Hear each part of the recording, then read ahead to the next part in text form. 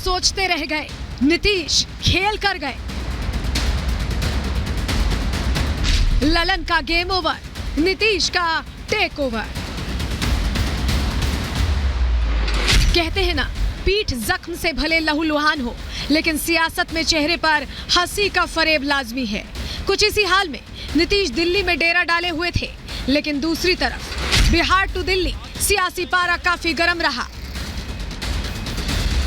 कमल को डुबोने के ख्वाब में बीते 15 सालों में न जाने कितने सियासी दिग्गजों की नैया डूब गई। कांग्रेस जैसे राष्ट्रीय राजनीतिक दल का राजनीतिक पतन इसका सबसे बड़ा उदाहरण है। इस कड़ी में अब अगला नंबर विपक्ष की राजनीति में धुरी का किरदार निभा रहे बिहार की सत्तारूढ़ पार्टी जेडीयू का होता दिख रहा है। बिहार की सियासत में पलटी मारने के लिए मशहूर नीतीश कुमार फिर से एक बार पलट गए। एक दिन में ही न केवल उनका बयान झूठा साबित हो गया, बल्कि पार्टी का चेहरा तक बदल गया।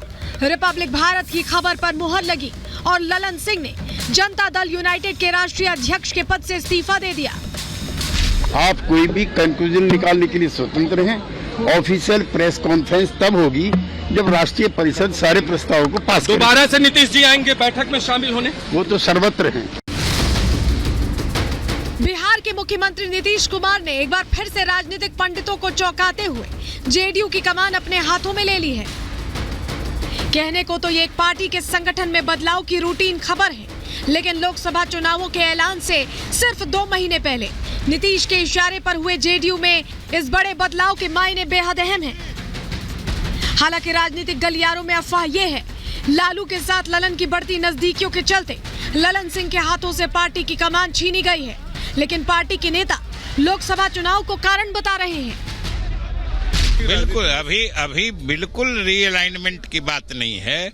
अभी सिर्फ जो हमारे राष्ट्रीय अध्यक्ष चुनाव लड़ने के कारण लगातार बाहर रहने वाले थे, इसलिए उन्होंने इच्छा जाहिर की कि इस बीच माननीय मुख्यमंत्री जी स्वयं अध्यक्ष का पद भी संभालें, जो मुख्यमंत्री जी ने स्वीकार कर लिया है।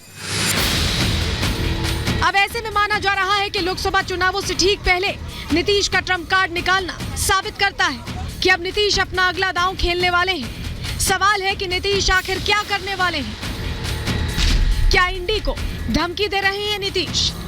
क्या आरजेडी को संदेश दे रहे हैं नीतीश? क्या फिर पाला बदलकर बीजेपी के साथ जाएंगे नीतीश? इतना ही नहीं, बीजेपी जहां नीतीश कुमार पर हमलावर है, तो वहीं बिहार के पूर्व सीएम जीतन राम मांझी ने यहां तक कह दिया, ऐसा कोई सगा नहीं जिसे नीतीश ने ठगा नहीं। अब जेडीयू की कमान पूरी तरह से नीतीश कुमार के हाथ में है। जेडीयू में हुए नेतृत्व परिवर्तन का असर इंडी गठबंधन पर पड़ेगा या नहीं, इसका पता भी जल्द चल जाएगा।